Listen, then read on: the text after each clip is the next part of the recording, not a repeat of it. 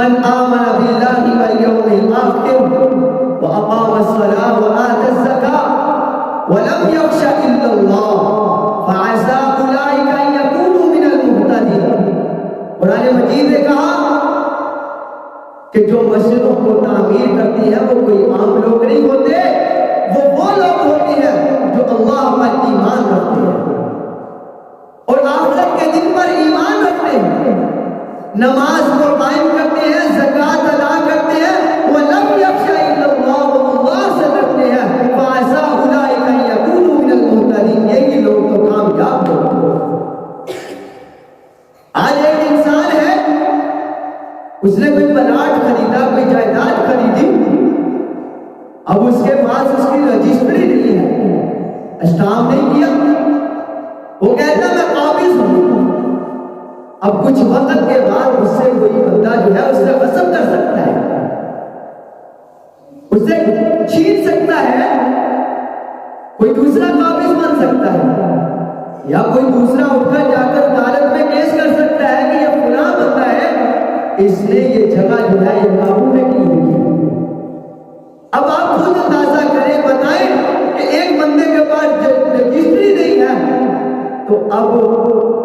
وہ پکا قابض نہیں ہے۔ اب ایک بندہ مسجد کی تعمیر کرتا ہے، مسجد کی صفائی کرتا ہے، مسجد کی حفاظت کرتا ہے، مسجد کا دفاع کرتا ہے، مسجد کو آباد کرنے کی کوشش کرتا ہے، تو اللہ نے قرآن میں فیصلہ کر دیا کہ یہ پکا مومن ہے۔ حضرت امام احمد بن حنبل رحمۃ اللہ علیہ، موت کا وقت آیا، اللہ کے نبی صلی اللہ علیہ وسلم کا فرمان ہے کہ جب کوئی انسان کی موت ہو، جان نکل رہی ہو، اس کے پاس بیٹھے ہو تو اس کو کلمے کی تلقین کرو۔ اب حضرت امام احمد بن حنبل کے بیٹے قریب بیٹھے ہیں، کلمے کی تلقین کر رہی ہیں کہ بیٹے کہتے ہیں ابا جی کلمہ پڑھو، لا الہ الا اللہ کہنا نہیں چاہیے، کلمہ پڑھنا چاہیے۔ اور حضرت امام احمد بن حنبل کیا کہہ رہے ہیں؟ نہیں نہیں نہیں، ہوش آئی، بیٹوں نے کہا ابا جی کلمے کا انکار کر دیا، کیا وجہ تھی آپ نہیں کر رہے تھے؟ حضرت امام احمد بن حنبل رحمۃ اللہ علیہ نے فرمایا کہ جس وقت میں نزع کی حالت میں تھا، شیطان میرے پاس آیا، آ کر کہنے لگا اے امام احمد